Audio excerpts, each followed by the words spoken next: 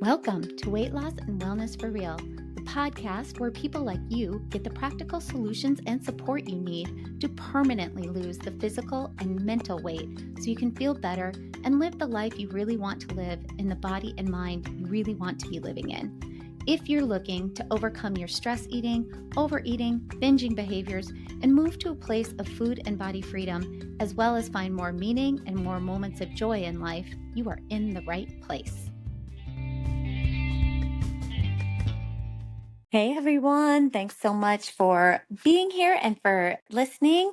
Today we are going to talk a little bit more in depth about self-compassion, which is something that you often hear me talk about in this podcast. And this is something that I used to say to myself a lot. I get a lot of clients who talk about this too, saying things like, if I'm too easy on myself, I'll never get anything done. If I don't hold myself accountable, I'll just slip back into bad habits. A lot of along the themes of self-compassion is just an excuse to be lazy. So, if you've ever thought something like this, you are definitely not alone. Again, this used to be the way that I thought about if I wanted to make changes, I could not be nice to myself. I had to be really, really hard on myself to make myself do the thing. If you stop, it's the thought that if we stop being hard on ourselves, we're going to lose all motivation and just give up. But here is the actual reality, the truth. Self compassion is actually one of the most powerful tools for growth, discipline, and lasting behavior change. It is not about making excuses, it's about creating an environment where real change, sustainable change, is possible. So, today we're going to dive into the science of self compassion, how it works, why it's so misunderstood, and how you can start using it in your own life without falling into self indulgence or complacency. Most of us believe that being hard on ourselves is necessary for success. And in some ways, it does make sense. You can think about ways that we've been conditioned. So maybe growing up, you heard messages like tough love is what makes people strong. Maybe in diet culture, you learned that discipline and punishment were the only way to control your body. Maybe in school or sports, you had a coach or a teacher who pushed you to your limits, making you feel like success only came through harsh self judgment. But here's the problem.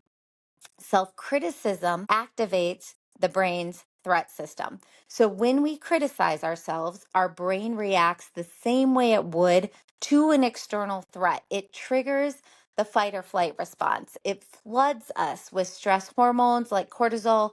And instead of motivating us, this actually makes us more likely to feel stuck, overwhelmed, and unmotivated. So, for example, if you mess up on your eating plan and tell yourself, I have no self control, I always screw this up, your brain hears this as a threat. And instead of learning from the mistake and moving forward and making progress, you're more likely to feel discouraged and quit altogether. That's that screw up mode we always talk about. Self criticism feels like accountability, but it actually backfires.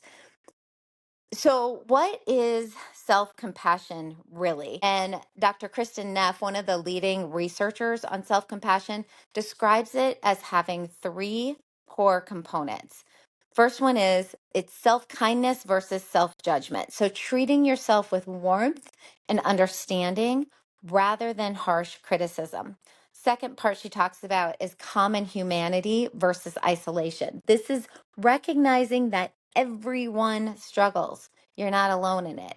And then the third one is mindfulness. There's our word again. Mindfulness versus over identification. Acknowledging your feelings without getting lost in them or exaggerating them or dramatizing them. So here's what self-compassion is not. It's not an excuse to give up. Instead, it helps you learn from mistakes without spiraling into shame. And remember, for those of you who have been listening a long time, anytime we're looking for sustainable weight loss, sustainable health, food freedom, body freedom, a healthy relationship with those things, We are working to stay out of shame, because once we're in shame, we're getting caught up in that shame cycle, and that's what ends up backfiring. You could use the word self-sabotage, but that's why nothing can be sustainable when we get into that shame. So, self compassion helps you learn from mistakes without spiraling into that shame cycle. It's not about self indulgence. You can be kind to yourself and hold yourself accountable at the same time. They can both be there. It is not one or the other. And then it's not avoiding responsibility. Self compassion is not at all avoiding responsibility. In fact, research shows that people who practice self compassion are more likely to take responsibility and make positive changes. Let's get into the science behind why self compassion actually increases motivation. And remember, for me, I don't really like that word so much. I like the word willingness instead. But, lots of people like the word motivation and they relate to it. So we're just going to use that here. So, there is science behind why self compassion increases motivation. So, if you're needing more motivation, more willingness, really take a listen here.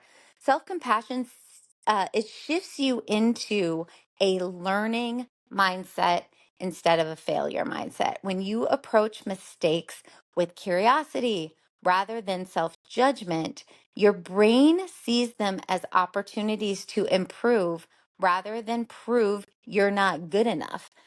It also reduces the fear of failure, which makes you more resilient. So when people are self-compassionate with themselves, they're more likely to try new things and take risks because they know they're not going to beat themselves up if they fail. The other one is it lowers stress and prevents burnout. Self compassion helps us regulate cortisol and keeps you from falling into the cycle of stress, emotional exhaustion, and self sabotage. So, here's some examples. Imagine two people who are trying to lose weight. Person A eats an extra slice of cake and says, I have no willpower. I ruined everything. Why do I even try? Person B eats an extra slice of cake and says, okay, that wasn't what I planned, but one meal doesn't define me. What can I learn from this? Who do you think is more likely to stay on track, right? So now that you kind of know how self compassion works on a brain and nervous system level, let's talk about how to practice it in everyday life. So, number one is changing your inner dialogue. The way you talk to yourself matters. It's so huge in who we are, how we behave, how we talk to ourselves influences our behaviors to the core. So the next time you catch yourself in self criticism, pause and ask, would I talk to a friend this way? What's a more compassionate way to say this to myself? So, for example, instead of, I'm such a failure, I suck, I'm awful, I can't do this, try, I had a tough moment, but that doesn't define me. Another idea is to try the self compassion break. And this is a simple exercise, again, from Dr. Kristen Neff. When you're struggling, pause and say, this is a difficult moment. So you want to acknowledge the struggle. Then say, suffering is part of being human. Recognize the common humanity. Number three, may I be kind to myself in this moment, offering yourself compassion. And then using growth oriented self talk. So instead of saying, I have no discipline or I'm horrible at this, say, I'm working on consistency. I'm working on consistency. I'm so bad at this. Say, I'm learning how to improve. So setting goals from a place of self respect is so important. You do not want to set goals from a place of shame, right? So setting goals from a place of self respect. When setting a goal, ask yourself, am I doing this because I love myself and want the best for me?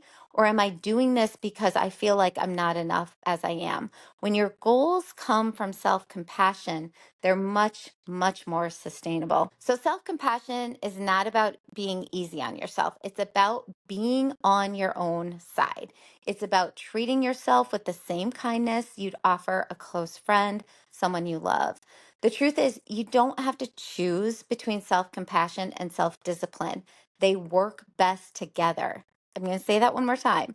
You don't have to choose between self compassion and self discipline. because they work best together. So today, I just really encourage you to try one small shift. Speak to yourself with kindness, reframe a mistake as a learning opportunity, set a goal that comes from self respect rather than self criticism. Because when you learn to be your own ally instead of your own enemy, everything changes. And I mean, everything. Not just if you have a sustainable weight loss goal, not just have if you have a goal of living in freedom with food or a healthier relationship. It changes everything about your relationship with yourself. It changes everything about your relationship with others. It changes everything. Thanks for listening today. And if this episode resonated with you, please share it with a friend who might need a little extra encouragement. In the meantime, we will talk soon. Hey everyone, I'm really excited to tell you about PhysiVantage, a company I have used for years and years and who I have recently partnered with in an ambassadorship for the podcast.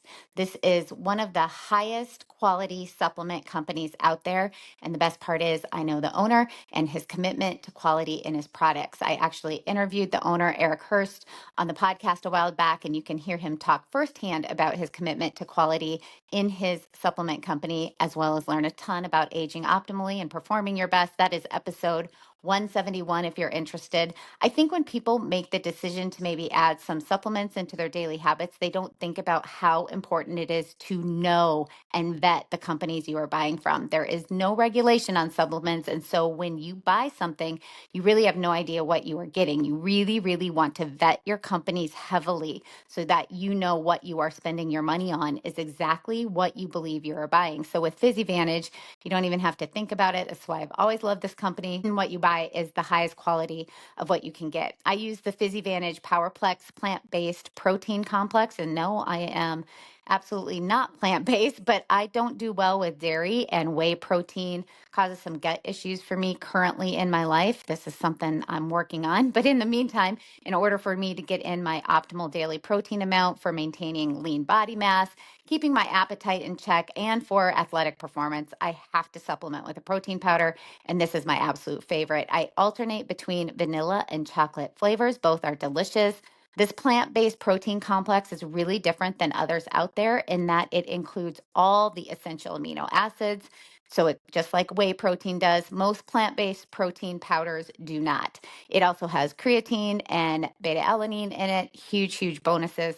Plus, PhysiVantage plant protein only has a few carbs in it, where most plant protein powders have lots and lots. So if you don't do well with whey protein, this would be an option for you. If you do well with whey protein, then use their whey protein blend. That's also great, super high quality whey protein.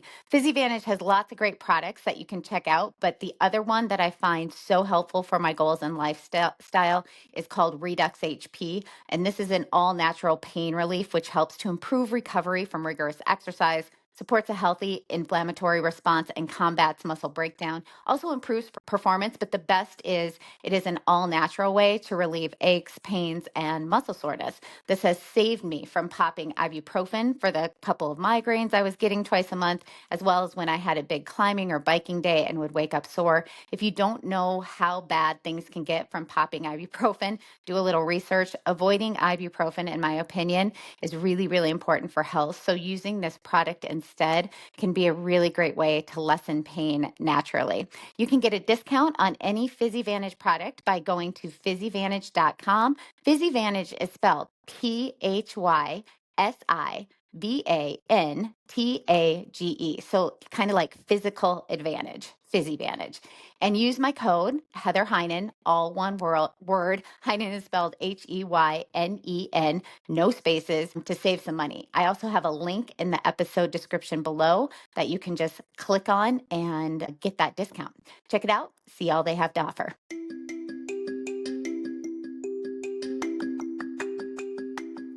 Did you know you can find a lot more help from me on my website? Go to heatherheinen.com. Heinen is spelled Heynen, and there you will find links to my online courses, how I work with clients one-on-one, as well as online with my coaching and counseling services that I offer. The information in this podcast is intended to provide a broad understanding and knowledge of healthcare topics. This information is for educational purposes only and should not be considered complete and should not be used in place of advice from your physician or healthcare provider.